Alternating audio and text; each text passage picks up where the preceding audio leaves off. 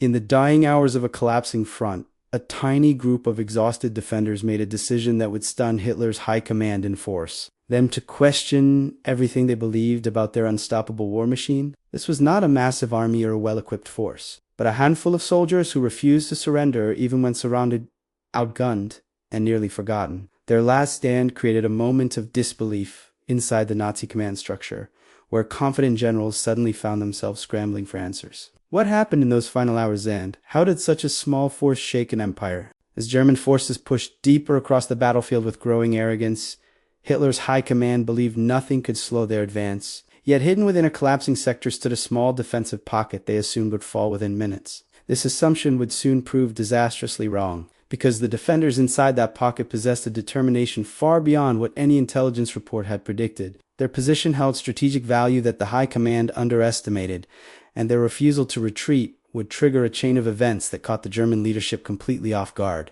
Reports of unexpected resistance trickled back to Berlin, confusing analysts who were certain the area had already collapsed. What unfolded next not only delayed critical operations but also forced Hitler's generals to reconsider their assessments, wondering how such a small force could cause such disruption and what their true capabilities were. The final stand that shocked Hitler's high command began long before the first shots were fired, rooted in a series of miscalculations that allowed a small defending force to hold a position thought to be irrelevant. German planners believed the sector was already collapsing, so they redirected their strongest units elsewhere, assuming no serious resistance would form. This confidence created a dangerous blind spot that the defenders soon exploited with remarkable determination. As German armored columns advanced, they expected only minimal opposition and prepared for rapid breakthroughs that would feed into larger strategic movements. Instead, they encountered a stubborn resistance that immediately slowed their progress and threatened their carefully crafted timetable. The defenders were a mixture of regular soldiers, lightly trained recruits, and hardened veterans who had survived earlier battles and understood the true stakes of their stand. They lacked heavy artillery, reliable communication systems, and fresh supplies. Yet, they possessed a unity that became their greatest strength. Each individual understood that retreat would open the path to devastating German advances, leaving thousands of civilians and nearby units vulnerable. Their commanders emphasized that time was more important than terrain, urging every fighter to hold out for as long as humanly possible. This mindset turned a desperate situation into a deliberate strategy that would soon bewilder the German leadership. As the Germans approached, they were confident in their numerical and technological superiority, expecting the defenders to scatter within minutes. However, the first wave of attacks met unexpected resistance as the defenders used every inch of the terrain to their advantage. They fought from collapsed buildings, tree lines, and shallow trenches, forcing the Germans to slow their advance and reconsider their tactics. What the Germans thought would be a routine push instead turned into a grinding battle that demanded precious time and resources. This delay irritated field commanders who feared reporting any setbacks to the high command, knowing that such information would be poorly received.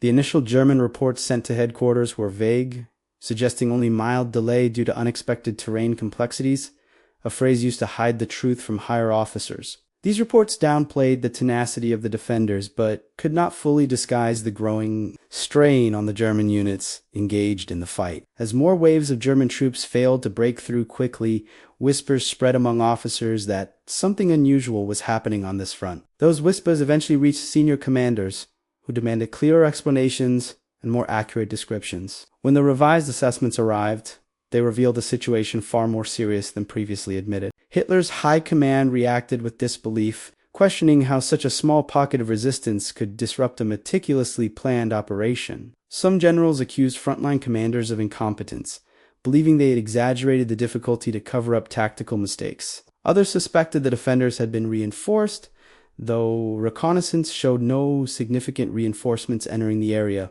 The possibility that the defenders were simply fighting with exceptional determination was not even considered at first because it contradicted the German assumption of absolute superiority. This refusal to accept reality allowed the defending force to hold out even longer, deepening the confusion within the high command. Meanwhile, the defenders continued to organize their positions with remarkable discipline despite being constantly bombarded and relentlessly pressured. They rotated their limited fighters, ensuring that none were overwhelmed to the point of collapse, a strategy that extended their endurance. Ammunition was rationed with precision, and every soldier understood that waste could mean failure for the entire group. Morale remained surprisingly strong, fueled by the belief that even a few more hours of resistance could alter the course of the broader campaign. Their unity stood in stark contrast to the growing frustration and finger-pointing within the German leadership. As the battle intensified, German officers requested additional artillery support to break the defensive line quickly. These requests created new logistical challenges because artillery had already been allocated to other sectors considered more important. Redirecting firepower required reassigning supply convoys,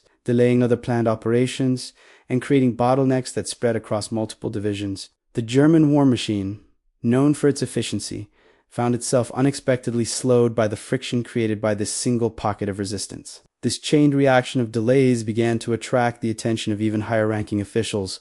The defenders' tactics evolved as they learned from each wave of German attacks, adapting quickly to changing battlefield conditions. They used hit-and-run tactics to disorient attackers, snipers to disrupt command units, and small counterattacks to regain lost ground at key moments. Their flexibility contrasted sharply with the rigid German approach, which relied heavily on overwhelming force rather than creative maneuvering. Each failed German assault chipped away at the illusion of invincibility surrounding Hitler's army, creating doubt in the minds of officers who rarely questioned their own strategies. These doubts grew into genuine concern once casualty reports began reflecting losses far greater than anticipated for such a minor objective. Inside Hitler's headquarters, the atmosphere grew tense as conflicting reports arrived from the front line. Some updates claimed progress, while others warned of stalled operations and unusually resilient defenders. Hitler himself became annoyed, demanding explanations and pressuring his generals to restore control immediately. The High Command struggled to present a unified account of what was happening, as no one wanted to admit failure. This internal turmoil weakened the decision-making process, causing delays that further helped the defenders maintain their position. Desperate to regain momentum, German commanders ordered a concentrated assault led by experienced units believed capable of shattering any resistance. The plan relied on shock tactics and rapid penetration, aiming to overwhelm the defenders before they could respond. However, the defenders anticipated a major push and prepared every available fighter to meet the assault. They fortified vulnerable points, redistributed ammunition, and planned fallback positions in case of breakthroughs. When the German attack began, it collided with a wall of determination that once again halted their advance. This failure stunned frontline officers, who had fully expected a decisive victory and were unprepared for another stalemate. Many soldiers openly questioned how such a small enemy force could withstand so much pressure without collapsing. Rumors began circulating that the defenders were elite units or had access to hidden stockpiles of ammunition, neither of which was true. In reality, the defenders relied purely on discipline, clever positioning, and an unbreakable sense of purpose. These elements combined to create a resistance that far exceeded its numerical strength. Eventually, the High Command recognized that the situation could no longer be dismissed or minimized. They convened emergency meetings to reassess the broader strategy and determine how to break the stubborn defensive pocket. Some proposed massive artillery bombardments, while others recommended bypassing the position entirely, though neither option aligned with Hitler's rigid expectations. The delay caused by this debate further prolonged the defenders' survival and deepened the embarrassment felt by the German leadership. In their frustration, they failed to understand that the defenders had achieved their primary objective simply by delaying them for this long. While the High Command argued, the defenders faced growing challenges as their supplies dwindled and exhaustion set in. Every hour of fighting pushed them closer to collapse. Yet they held firm, knowing that each moment bought precious time for forces elsewhere. They communicated using improvised signals when radios failed, turning chaos into coordinated action. Their courage became a symbol of resistance.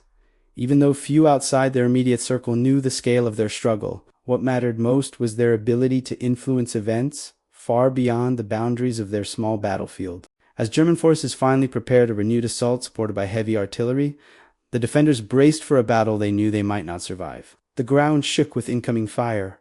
Buildings crumbled under the relentless bombardment, and smoke filled the sky. Despite the devastation, the defenders continued fighting, forcing the Germans to advance cautiously rather than rushing forward. This caution slowed the operation yet again, compounding the delays that had already disrupted German plans. Each minute of resistance became another blow to the High Command's confidence.